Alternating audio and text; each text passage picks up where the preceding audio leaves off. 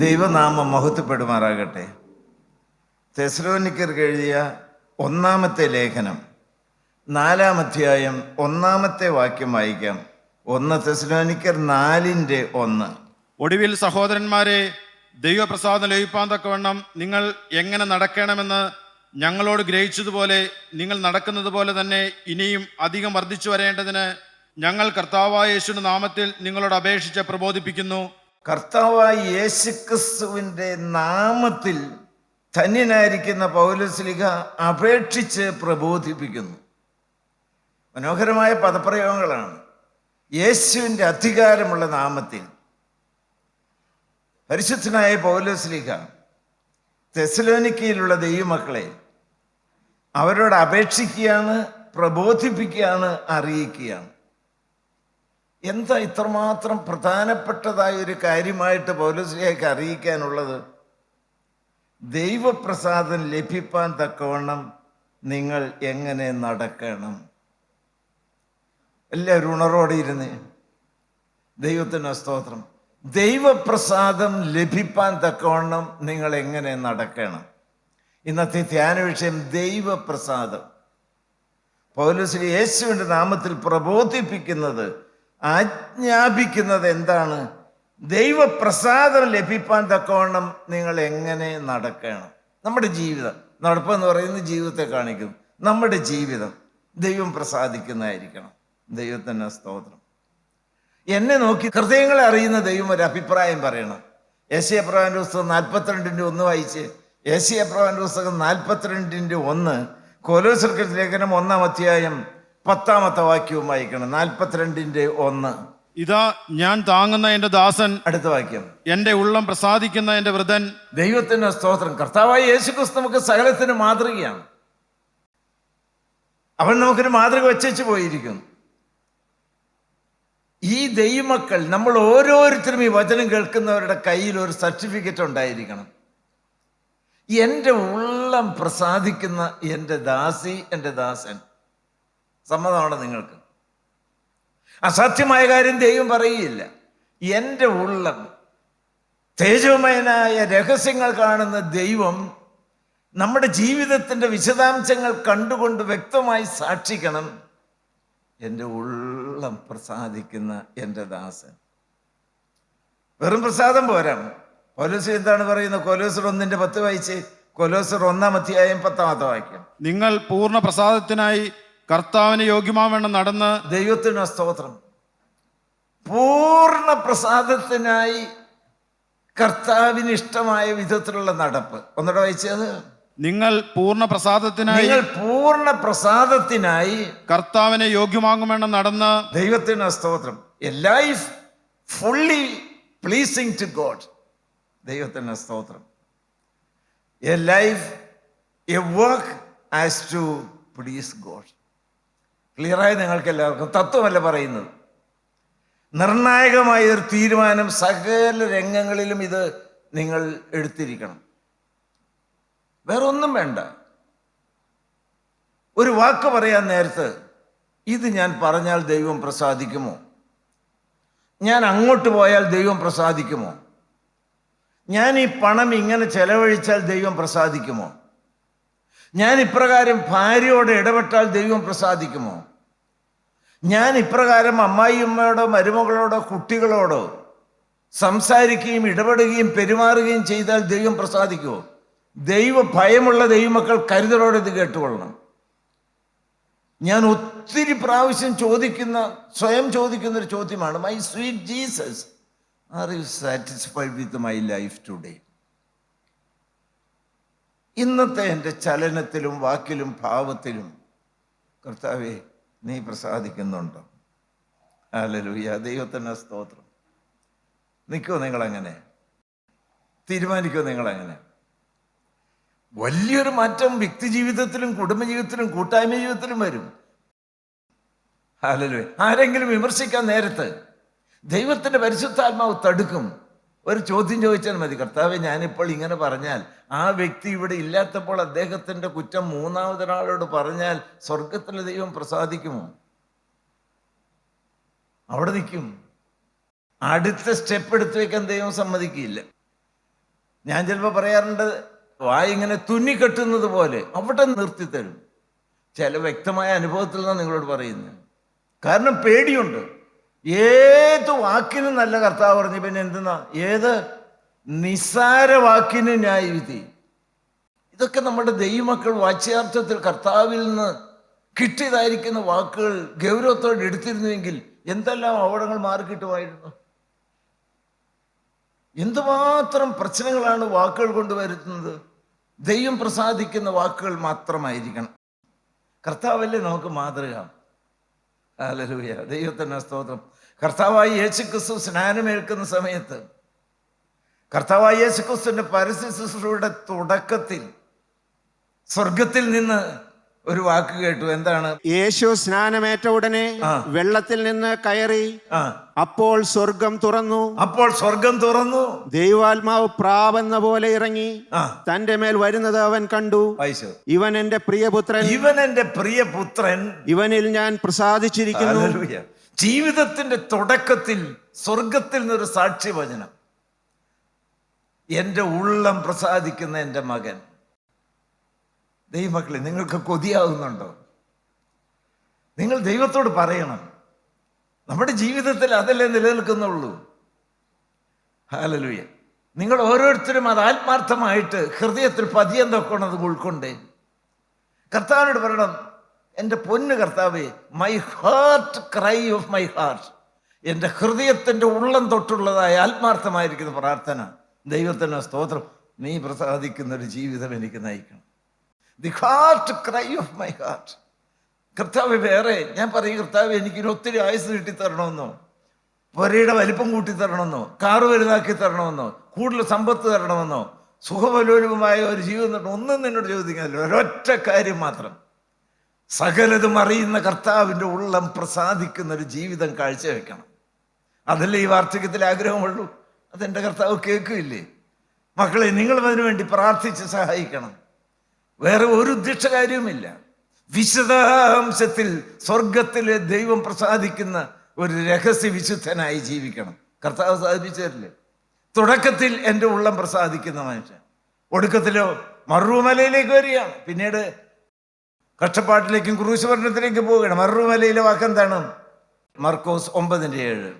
അവിടെയും കർത്താവായി യേശുക്രിസ്തുവിന്റെ പരസ്യ ശുശ്രൂഷ സമാപന സമയത്ത് ഒടുക്കത്തിലേക്ക് വരുമ്പോഴും സ്വർഗം സാക്ഷിക്കുന്ന എന്താണ്? പിന്നെ ഒരു മേഘം വന്ന് അവരുടെ മേൽ നീളിട്ടു. ഇവൻ എന്റെ പ്രിയപുത്രൻ, ഇവൻ എന്റെ പ്രിയപുത്രൻ, ഇവനെ ചെവി കൊടുപ്പിനെന്ന് മേഘത്തിൽ നിന്നൊരു ശബ്ദവും ഉണ്ടായി. ദൈവത്തിന് സ്തോത്രം. എല്ലാവരും കേട്ടോ? Christianity in action, practical Christianity. രാവിലെ എഴുന്നേൽക്കുമ്പോൾ എല്ലാവരും കേട്ടത്, രാവിലെ എഴുന്നേൽക്കുമ്പോൾ കുടുംബ പ്രാർത്ഥനയ്ക്ക് വരിക്കുന്നതിന് ആ കട്ടിലിൽ നിന്ന് 1 മിനിറ്റെങ്കിലും പ്രാർത്ഥിക്കില്ലേ? ക്രൂശിനെ കെട്ടിപ്പിടിച്ചുകൊണ്ടല്ലേ തുടങ്ങുകയുള്ളൂ. രക്തം വരേണ്ട കാൽപാദം മുത്തിക്കൊണ്ട് അല്ലേ ദിവസം തുടങ്ങുകയുള്ളൂ. ദൈവത്തിൻ്റെ സ്തോത്രം. കർത്താവേ, ഇന്ന് ആദ്യം ഞാൻ കട്ടിലിൽ നിന്ന് കാല് താഴെ എടുത്ത് വെക്കുന്ന നിമിഷം മുതൽ കാലെടുത്ത് കട്ടിലിലേക്ക് വൈകുന്നേരം കിടക്കാൻ തുടങ്ങുന്ന സമയം വരെയും മുഴുവനും യേശു പ്രസാദിക്കുന്നൊരു ജീവിതമായിരിക്കണം. ദൈവത്തിൻ്റെ സ്തോത്രം. ഹല്ലേലൂയ. ഈ ഉള്ളത്തിൻ്റെ ആഗ്രഹം ദൈവം സാധിപ്പിച്ചു തരില്ലേ? സമ്മതിച്ചു നിങ്ങളെല്ലാവരും? നമ്മുടെ കൂട്ടായ്മയുടെ പ്രകൃതി മാറും, കുടുംബാന്തരീക്ഷം മാറും, വ്യക്തികൾ സന്തോഷത്തിൻ്റെ സമാധാനത്തിൽ ദൈവത്തെ സ്തുതിക്കാൻ തുടങ്ങും. പക്ഷെ ഇന്നത്തെ സ്ഥിതി അതല്ല പലരുടെയും ജീവിതത്തിൽ. ദൈവത്തിന് സ്തോത്രം. എന്താണെന്നറിയാം? വായിച്ച് റോമർ 15:1 വായിച്ച്. റോമർ 15:1. എന്നാൽ ശക്തരായ നാം അശക്തരുടെ ബലഹീനതയെ ചുമക്കുകയും അടുത്ത വാക്യം, നമ്മിൽ തന്നെ പ്രസാദിക്കാതിരിക്കുകയും വേണം. നമ്മെ തന്നെ പ്രസാദിപ്പിക്കുന്നു. നമുക്കതാകെ എൻ്റെ ഇഷ്ടം, എനിക്ക് പ്രസാദമുള്ളത്, എനിക്ക് സന്തോഷം തരുന്നത്. ഹല്ലേലൂയ. ദൈവത്തിൻ്റെ സ്തോത്രം. പ്ലീസിങ് അവേഴ്സെൽസ്, അതല്ലേ ഉള്ളൂ. ബാക്കിയുള്ളവർക്ക് ഞാൻ മുഖാന്തരം വേദന വരുന്നുണ്ടോ, നഷ്ടം വരുന്നുണ്ടോ, ഇതൊന്നും വിഷയമല്ല. എൻ്റെ സുഖം, എൻ്റെ സന്തോഷം, ഹല്ലേലൂയ, എൻ്റെ പ്രമോദം, പ്ലീസിങ് അവേഴ്സെൽസ്. ദൈവത്തിൻ്റെ സ്തോത്രം. അതൊരിക്കലും മാറ്റരുത്. അത് ക്രൈസ്റ്റ് സെൻറ്റേഡ് ആയിരിക്കണം, സെൽഫ് സെൻറ്റേഡ് ആയിരിക്കരുത്. വളരെ ബുദ്ധിമുട്ടുള്ളതാണ്. പ്രാർത്ഥിച്ച് നേടണം. കർത്താവായ യേശുക്രിസ്തുവിനോട് ഞാനെന്ന് പറയുന്ന വ്യക്തി ക്രൂശിക്കപ്പെടണം. നിങ്ങൾ ഒത്തിരി കേട്ടിട്ടുള്ള കാര്യമാണ്. ഞാൻ ക്രൂശിലും കർത്താവ് എൻ്റെ ജീവിതത്തിലും.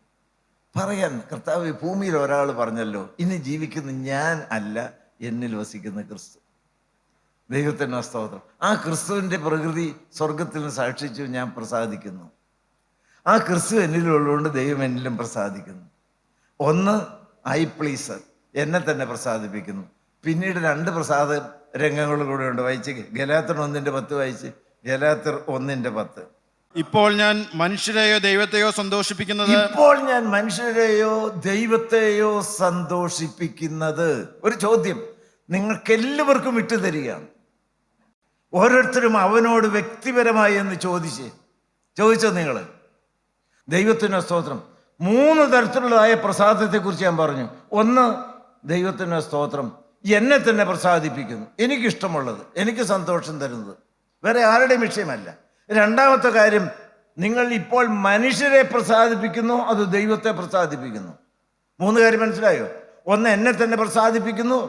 2, മനുഷ്യരെ പ്രസാദിപ്പിക്കുന്നു. 3, ദൈവത്തെ പ്രസാദിപ്പിക്കുന്നു. നിങ്ങളുടെ കയ്യിലൊരു പേപ്പർ എന്നാൽ മറുപടി എഴുതോ, എൻ്റെ ഇന്നത്തെ ജീവിതം ആരെ പ്രസാദിപ്പിക്കുന്ന ജീവിതമാണ്?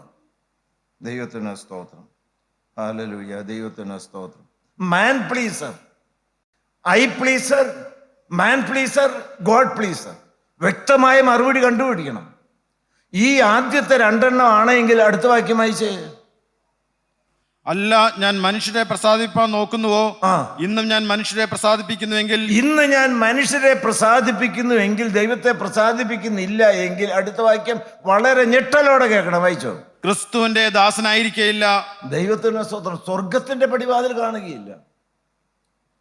ദൈവത്തിന്റെ പ്രിയ മക്കൾക്ക് വേണ്ടി തുറക്കുന്ന സ്വർഗവാതിൽ മനുഷ്യരെ പ്രസാദിപ്പിക്കും, തന്നെത്താൻ പ്രസാദിപ്പിക്കുന്ന വ്യക്തിക്ക് വേണ്ടി തുറക്കുകയില്ല.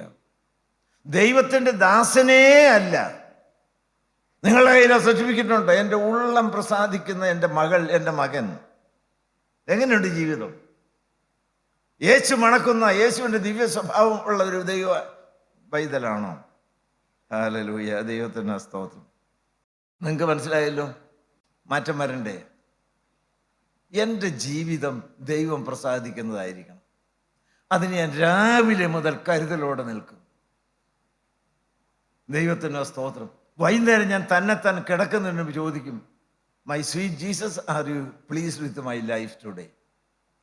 അല്ലെങ്കിൽ അത് മോചനം പ്രാപിച്ചിട്ടേ കിടന്നുറങ്ങാവുള്ളൂ. അങ്ങനെ ഈ കൂട്ടായ്മയിൽ ദൈവമക്കളുടെ ജീവിതത്തിൽ പ്രായോഗികമായി ദൈവം പ്രസാദിക്കുന്ന ജീവിതത്തിൻ്റെ ഉടമകളായി മാറട്ടെ. ഇനി ഞാൻ ചില കാര്യങ്ങൾ കൂടി നിങ്ങൾക്ക് പറഞ്ഞു തരാം. സാറ് ഇതൊക്കെ ശരിയാണ്, എനിക്ക് ആഗ്രഹമുണ്ട് ദൈവത്തെ പ്രസാദിപ്പിക്കുന്ന ഒരു ജീവിതം നയിക്കണമെന്ന്. അതെങ്ങനെ സാറെ സാധ്യമാക്കി തരുന്നത്?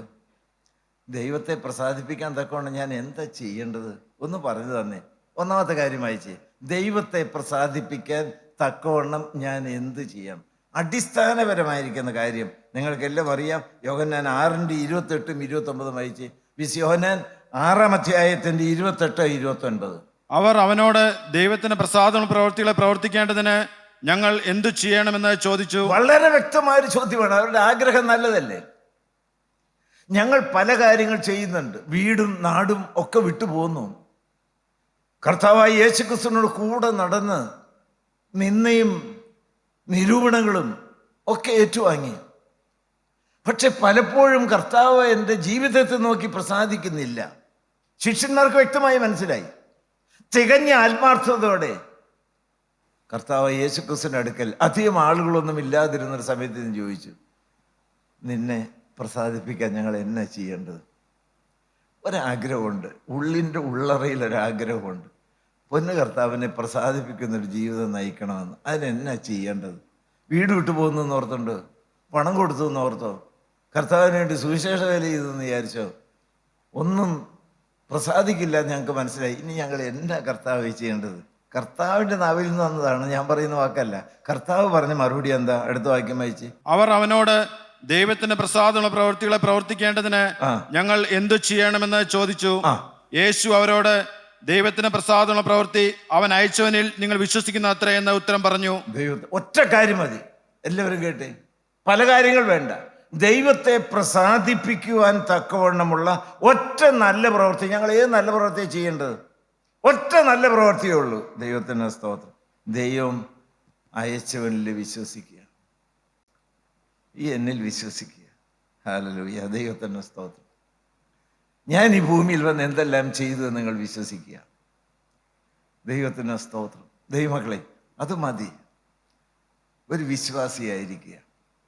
ക്രിസ്തീയത്തിൻ്റെ അടിസ്ഥാനം അതല്ലേ? വിശ്വസിച്ചാലല്ലേ മഹത്വം കാണാൻ പറ്റുകയുള്ളൂ. വിശ്വസിച്ചാലല്ലേ പാപം മോചിച്ച് കിട്ടുകയുള്ളൂ. വിശ്വസിച്ചാലല്ലേ രക്ഷ കിട്ടുകയുള്ളൂ. ദൈവത്തിന് സ്തോത്രം. എന്താണ് ഈ വിശ്വാസം? എന്താണ് ഈ വിശ്വാസം? ഞാൻ നിങ്ങൾക്ക് മനസ്സിലാകാവുന്ന വിധത്തിൽ ലളിതമായി പറഞ്ഞുതരാം. ദൈവത്തിന് സ്തോത്രം. ദൈവമക്കളെ, യേശുവിലേക്ക് നോക്കാനുള്ള കണ്ണാണ് വിശ്വാസം. യേശുവിലേക്ക് നോക്കാനുള്ള കണ്ണ്. ഞാനിത് പറയുമ്പോൾ വാസ്തവമായും ജീവിക്കുന്ന ഉയർത്തെന്നേറ്റ കർത്താവായ യേശു ക്രിസ്തു എന്നെ കണ്ടുകൊണ്ടിരിക്കുന്നു. ആ കർത്താവിന് എൻ്റെ ചങ്കിലൊരിടം കൊടുത്തിട്ടുണ്ട്. അവൻ അനിഷ്ടമായതൊന്നും എൻ്റെ ജീവിതത്തിൽ വരരുത്. മതി. കർത്താവായ യേശു ക്രിസ്തുവിനെ നോക്കി കാണാനുള്ള കണ്ണാണ് വിശ്വാസം. കർത്താവായ യേശു ക്രിസ്തുവിനെ മുറുകെ പിടിക്കാനുള്ള കരമാണ് വിശ്വാസം. ഹല്ലേലൂയ, ദൈവത്തിന് സ്തോത്രം. യേശു ക്രിസ്തുവിനെ മുറുകെ പിടിക്കണം. ദൈവത്തിന് സ്തോത്രം. കർത്താവായ യേശു ക്രിസ്തു ആരാണ്? അവൻ ഇളകാത്ത പാറയും അടുത്തെന്താ? ഇരിയാത്ത ശിഖരവുമാണ്. ഇനിയെങ്കിലും കേൾക്കാത്തവരും ഹൃദയത്തിൽ തൊടാത്തിടവെന്ന് കേൾക്ക്. യേശു ക്രിസ്തു ഇളകാത്ത പാറയും ഇരിയാത്ത ശിഖരവുമാണ്. ആ ഇരിയാത്ത ശിഖരത്തിൽ സകല വിശുദ്ധന്മാരും ഇരിഞ്ഞുപോയില്ലേ? ദൈവത്തിന് സ്തോത്രം. ദൈവമക്കളെ, ഇരിയാത്തതായ ഒരു പച്ച ശിഖരമുണ്ട്. കാൽവറിയിൽ രക്തം പുരണ്ടതായിരിക്കുന്ന മരക്കുരിശ്. ഹല്ലേലൂയ. അതിൽ പിടികെട്ടി ദൈവമക്കളായിരിക്കണം ഓരോരുത്തരും വ്യക്തിപരമായി. ദൈവത്തിന് സ്തോത്രം. ഒന്ന്, കർത്താവിനെ കാണാനുള്ള കണ്ണാണ് വിശ്വാസം. രണ്ട്, യേശുവിനെ പിടിക്കുന്ന കരമാണ് വിശ്വാസം. മൂന്ന്, യേശുവിലേക്ക് നടന്നെടുക്കുന്ന കാലുകളാണ് വിശ്വാസം. ഹല്ലേലൂയ, ദൈവത്തിന് സ്തോത്രം. ആ കാല് നടന്ന് എന്ന് അടിസ്ഥാനമായിരിക്കുന്ന ഈ പാറമേൽ എൻ്റെ സഭയെ പണിയും. എനിക്ക് വേണ്ടി കാൽവറിയിൽ തകർക്കപ്പെട്ട പാറമേൽ നിന്ന് ഉറച്ചു നിൽക്കും.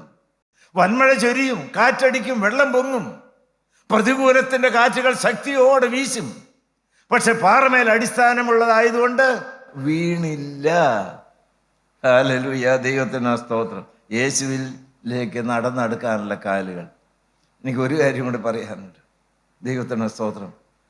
കർത്താവായ യേശു ക്രിസ്തുവിനെ രുചിച്ചറിയാനുള്ള നാക്കാണ് വിശ്വാസം. രുചിച്ചറിയണം. യഹോവ നല്ലവനെന്ന് രുചിച്ചറിയണം. ഹല്ലേലൂയ, ദൈവത്തിന് സ്തോത്രം.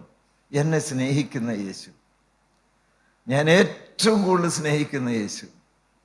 ദൈവത്തിന് സ്തോത്രം. ഒരു കൊച്ചിന് മടിയിലിരുത്തിക്കൊണ്ട് അമ്മ പറഞ്ഞു, യേശുവപ്പ മോളെ ഒത്തിരി സ്നേഹിക്കുന്നുണ്ട് കേട്ടോ, യേശുവപ്പ മോളെ ഒത്തിരി സ്നേഹിക്കുന്നുണ്ട് കേട്ടോ. കൊച്ചു ഒത്തിരി കേട്ടിട്ടുണ്ട്. അതിനകത്ത് പറഞ്ഞിരിക്കുന്നത് ഇങ്ങനെയാണ്: യേശുവപ്പയുടെ അടുക്കലേക്ക് ഈ മോൾ ഒരിക്കൽ ഓടിച്ചെന്നു. അവളുടെ മനസ്സിനകത്ത് വന്ന കാര്യമാണ്. യേശുവപ്പ, അമ്മ എപ്പോഴും ഇങ്ങനെ പറയല്ലോ, യേശുവപ്പ എന്നെ ഒത്തിരി സ്നേഹിക്കുന്നുണ്ട്, യേശുവപ്പ എന്നെ എന്തോരം സ്നേഹിക്കുന്നുണ്ട്, യേശുവപ്പ എന്നെ എന്തോരം സ്നേഹിക്കുന്നുണ്ട്. അപ്പോൾ കർത്താവ് മോളെ ഇത്രയും സ്നേഹിക്കുന്നുണ്ട്, ഇത്രയും സ്നേഹിക്കുന്നുണ്ട്. ചങ്ക് പൊട്ടി ഒഴുകി ഏറ്റവും ഒടുവിലത്തെ തുള്ളി ചോര വരെ ഇന്ന് എനിക്ക് സ്നേഹമായിട്ട് ഊറ്റി തന്നു. അത് മതി കർത്താവേ. ഹല്ലേലൂയ, ദൈവത്തിന് സ്തോത്രം. ദൈവത്തിന് സ്തോത്രം. എനിക്ക് പല കാര്യങ്ങൾ പറയാനുണ്ട്. ദൈവമക്കളെ, ഞാൻ നിങ്ങളോട് പറയട്ടെ. ഒന്ന്, കർത്താവായ യേശു ക്രിസ്തുവിലുള്ള അചഞ്ചലമായ വിശ്വാസം. ആ ദൈവത്തിൻ്റെ പരിശുദ്ധാത്മാവ് ഇന്ന് നമ്മെ നടത്തുന്നു. ഇത് യേശുവിൻ്റെ മാത്രം വകയാണ്. ഇവിടെ ഉദ്ദിഷ്ട കാര്യമായിട്ട് ഒരു നേതാവും ഇല്ല. വാച്യാർത്ഥത്തിൽ നിങ്ങൾ ചിന്തിക്കുക, ഒറ്റ നേതാവ്. ഇത് പറയുന്നത് സ്വർഗം കേൾക്കണ്ടല്ലോ. അത് കർത്താവായ യേശു ക്രിസ്തു മാത്രമാണ്. ഹല്ലേലൂയ. എബ്രായർ 11:5 വായിച്ച്. വിശ്വാസത്താൽ ഹാനോക്ക് മരണം കാണാതെ എടുക്കപ്പെട്ടു. വിശ്വാസത്താൽ ഹാനോക്ക് മരണം കാണാതെ എടുക്കപ്പെട്ടു. ദൈവം അവനെ എടുത്തുകൊണ്ടതിനാൽ കാണാതെയായി. അടുത്ത വാക്യം. അവൻ ദൈവത്തെ പ്രസാദിപ്പിച്ചുവെന്ന് അവൻ എടുക്കപ്പെട്ടതിന് മുമ്പേ സാക്ഷ്യം പ്രാപിച്ചു. മനസ്സിലായോ? ദൈവത്തിന് സ്തോത്രം. ദൈവമക്കളെ, മരിക്കുമ്പോൾ സ്വർഗത്തിൽ എത്തണമെങ്കിൽ എല്ലാവരും കേട്ടേ, ദൈവത്തിന് സ്തോത്രം, ജീവിച്ചിരിക്കുമ്പോൾ സാക്ഷ്യം പ്രാപിക്കണം. ഇവൻ ഞാൻ പ്രസാദിക്കുന്ന ജീവിതം. വാക്യം ഒന്നോടെ വായിച്ചേ. അവൻ എടുക്കപ്പെടുന്നതിന് മുൻപ് അവൻ ദൈവത്തെ പ്രസാദിപ്പിച്ചുവെന്ന് അവൻ എടുക്കപ്പെട്ടതിന് മുമ്പേ സാക്ഷ്യം പ്രാപിച്ചു. എല്ലാവരും കേട്ടോ അത്? മരിച്ചു കഴിഞ്ഞതിന് ശേഷം വലിയ വലിയ തിരുമേനിമാരോ അച്ഛന്മാരോ അല്ലെങ്കിൽ മാർബിൾ കല്ലറോ അല്ലെങ്കിൽ ഏതെങ്കിലും ദൈവമക്കളോ ഒന്ന് പ്രാർത്ഥിച്ചല്ല. എടുക്കുന്നതിന് മുൻപ്, അവസാന അന്ത്യശ്വാസം വലിക്കുന്നതിന് മുൻപ് സാക്ഷ്യം പ്രാപിച്ചിരിക്കണം.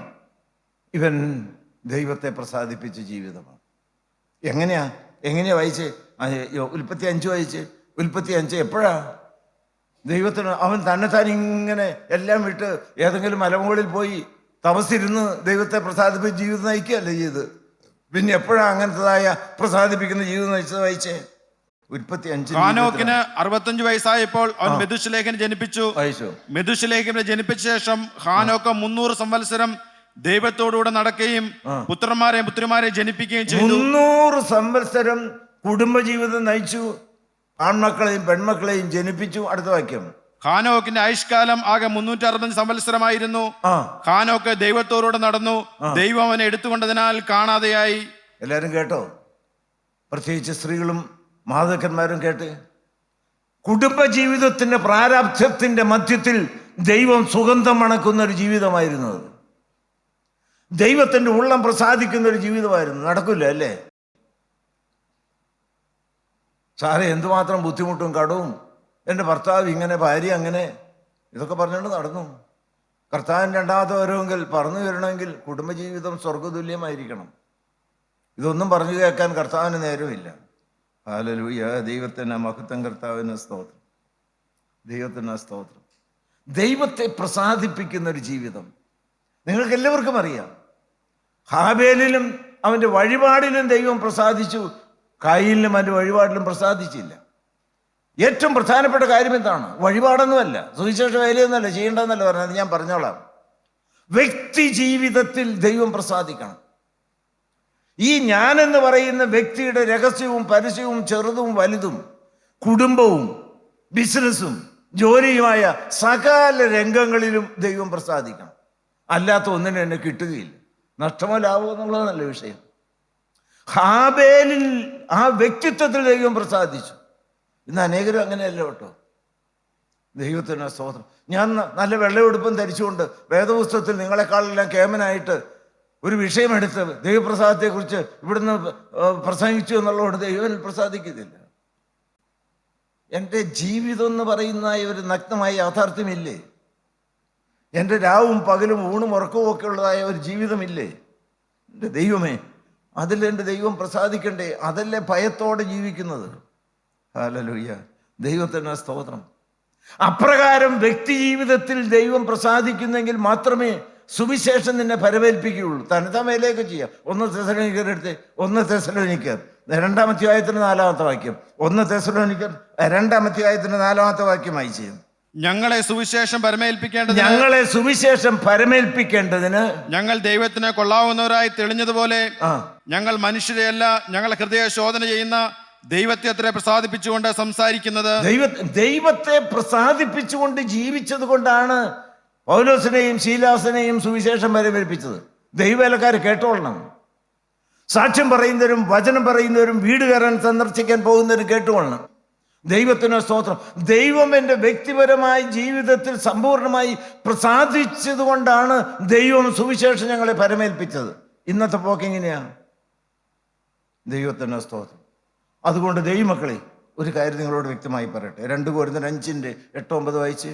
2 കൊരിന്ത്യർ 5-ാം അധ്യായത്തിന്റെ 8-9. ഹല്ലേലൂയ. ദൈവത്തിന് സ്തോത്രം. 2 കൊരിന്ത്യർ 5:8-9. ഇങ്ങനെ ഞങ്ങൾ ധൈര്യപ്പെട്ട് ശരീരം വിട്ട് കർത്താവിനോട് കൂടെ വസിപ്പാൻ അധികം ഇഷ്ടപ്പെടുന്നു. നിത്യത ശരീരം വിട്ട് കണ്ണടച്ച്. ദൈവത്തിന് സ്തോത്രം. ദൈവമക്കളെ, മരണത്തിന് ശേഷം സ്വർഗത്തിലെത്താൻ ഞാൻ കൊതിക്കുന്നു. അതിന് താഴെ എന്ത് വേണം? അതുകൊണ്ട് ശരീരത്തിൽ വസിച്ചാലും ശരീരം വിട്ടാലും ഞങ്ങൾ അവനെ പ്രസാദിപ്പിക്കുന്നവരാകുവാൻ കേട്ടെ. ദൈവത്തിന് സ്തോത്രം. ഞാൻ കൈപൊക്കിക്കൊന്നുമില്ല. സ്വർഗത്തിൽ പോണോ നിങ്ങൾക്ക്? പരിശുദ്ധാത്മാവ്, ദൈവത്തിന് സ്തോത്രം. ദൈവമക്കളെ, പരിശുദ്ധന്മാർക്ക് വേണ്ടി കാക്കപ്പെട്ടിരിക്കുന്ന മണവറയിൽ പോകണം. വളരെ വ്യക്തമായിട്ടാണ് പറയുന്നത്. ഈ ശരീരത്തിലിരിക്കുമ്പോൾ ദൈവത്തെ പ്രസാദിപ്പിച്ചു എന്നുള്ള സാക്ഷ്യപത്രം കയ്യിലുള്ളവർക്ക് വേണ്ടി മാത്രമേ പരിശുദ്ധമായ സ്വർഗം തുറക്കുകയുള്ളൂ. എല്ലാവരും കേട്ടോ? അത് പിള്ളേർപ്പെടെ എല്ലാവരും കേട്ടോ? ഞാൻ പ്രസംഗിച്ചു നിർത്താൻ ചെല്ലില്ല, എനിക്ക് വ്യക്തമായ ബോധ്യമുണ്ട്. ശരീരം വിട്ട് സ്വർഗത്തിലെത്തുവാൻ, മരണത്തിന് ശേഷം നിത്യത സ്വർഗരാജ്യത്തിൽ കഴിക്കുവാൻ ആഗ്രഹിക്കുന്ന ദൈവമക്കൾ ചെവി തുറന്ന് ചങ്ക് തുറന്ന് കേട്ടുകൊള്ളണം. ജീവിതം ദൈവം പ്രസാദിക്കുന്നതായിരിക്കണം. ഒരു വാക്ക് പറയാതെ എനിക്ക് അവസാനിപ്പിക്കാൻ പറ്റുകയില്ല. ഈ കാര്യം സാധിക്കുക എന്ന് പറയുന്നത് അത്ര എളുപ്പമല്ല. ദൈവത്തിന് സ്തോത്രം. എന്നാൽ ദൈവമക്കളെ, ഇത് സാധിപ്പിക്കാൻ വേണ്ടി ഒരു കാര്യം ദൈവം ഒന്ന് പൊന്നുതമ്പുരാൻ പിതാവാൻ ദൈവം ചെയ്തു തന്നു. ഞാനെന്ന് പറയുന്ന വ്യക്തി ഉള്ളം കൊണ്ട് ഇത് ആഗ്രഹിക്കുന്നത് കൊണ്ട്, നിങ്ങളും ഉള്ളം കൊണ്ട് അത് ആഗ്രഹിക്കുന്നുവെങ്കിൽ, നിങ്ങൾക്ക് ദൈവം പ്രസാദിക്കാൻ തക്കവണ്ണുള്ളൊരു ജീവിതം സാധ്യമാക്കി തരുന്നതിന് വേണ്ടി പിതാവാൻ ദൈവം ഒരു കാര്യം ചെയ്തു. ഒരു കാര്യത്തിന് പ്രസാദം തോന്നി. എന്താണത്? ഏശയ്യ 53:10 വായിച്ച്. ഏശയ്യ 53:10. പ്രസാദം എന്നുള്ളൊരു വാക്ക് അവിടെ കേൾക്കാം. ദൈവത്തിന് പ്രസാദം തോന്നി. എൻ്റെ ജീവിതം പ്രസാദകരമായി തീരാൻ വേണ്ടി ദൈവത്തിന് ഏത് കാര്യത്തിൽ പ്രസാദം തോന്നി? വായിച്ച്. എന്നാൽ അവനെ തകർത്ത് കളവാൻ യഹോവയ്ക്ക് ഇഷ്ടം തോന്നി. എന്നാൽ കർത്താവ് ഏകജാതനെ കാൽവറിയിൽ തകർത്ത് കളയുവാൻ ദൈവത്തിന് പ്രസാദം തോന്നി. അടുത്ത വാക്യം. അവനെ കഷ്ടം വരുത്തി അവന്റെ പ്രാണൻ അകൃത്യമായി തീർന്നിട്ട് അവൻ സന്തതിയെ കാണുകയും ദീർഘായുസ് പ്രാപിക്കുകയും യഹോവയുടെ ഇഷ്ടം. മനസ്സിലായോ? അത് കാൽവറിയിലേക്ക് നോക്കി പിടഞ്ഞു മരിക്കുന്ന കർത്താവിനെ ഒന്ന് കണ്ടേ. ഈ ഏകജാതൻ അടിയേൽക്കുന്നതും ചങ്ക് കുത്തിത്തുളച്ച് രക്തം മാർന്നൊലിക്കുന്നതും കൈകളിലും കാലുകളിലും ആണിയടിക്കുന്നതും ചാട്ടവാറ കൊണ്ട് അടിച്ച് ഉഴവുചാല പോലെ കീറുന്നതും എൻ്റെ ദൈവമേ എൻ്റെ ദൈവമേ എന്ന് വേദനയോടെ പിടയിഞ്ഞ് കരയുന്നതുമെല്ലാം പിതാവാൻ ദൈവം കണ്ടില്ലേ? ദൈവത്തിന് പിതാവാൻ ദൈവത്തിന് തൻ്റെ ഏകജാതനെ കാൽവറിയിൽ തകർത്ത് കളയുവാൻ പ്രസാദം തോന്നി. കാരണം ആ ക്രൂശിനെ കെട്ടിപ്പിടിക്കുന്നവർക്ക് ദൈവത്തിന് സ്തോത്രം, ദൈവം പ്രസാദിക്കുന്നൊരു ജീവിതം ദാനമായി കിട്ടണം. ദൈവത്തിന് സ്തോത്രം. ക്രൂശിൻ്റെ ചുറ്റിലേക്ക് നിങ്ങൾ വന്നോ? ഒരു നിമിഷം നിങ്ങളുടെ കണ്ണുകളടച്ചേ. ഹല്ലേലൂയ. ദൈവത്തിന് പ്രസാദം തോന്നിയ സ്ഥലത്തേക്ക് നിങ്ങളൊന്ന് വന്നേ. ഹല്ലേലൂയ, ഹല്ലേലൂയ, ഹല്ലേലൂയ, ഹല്ലേലൂയ, ഹല്ലേലൂയ. ക്രൂശിനെ ഒന്ന് കെട്ടിപ്പിടിച്ചേ. ഒരു വാക്ക് മാത്രം നിങ്ങൾ കർത്താവിനോട്, വേറെ ആരും കേൾക്കണ്ട. ഹൃദയത്തിൻ്റെ ഉള്ളിൻ്റെ ഉള്ളറയിൽ നിന്ന് പറഞ്ഞ്, ഇന്ന് മുതൽ നീ പ്രസാദിക്കുന്നൊരു ജീവിതം ഞാൻ കാഴ്ചവെക്കും. ഇന്ന് മുതൽ വിശദാംശത്തിൽ കാൽവറിയിലെ കർത്താവേ, നീ പ്രസാദിക്കുന്നൊരു ജീവിതം ഞാൻ കാഴ്ചവെക്കും. അതിന് കൃപ തന്ന് സഹായിക്കണമേ. യേശുവിൻ്റെ നാമത്തിൽ തന്നെ ആമേൻ. ഹല്ലേലൂയ.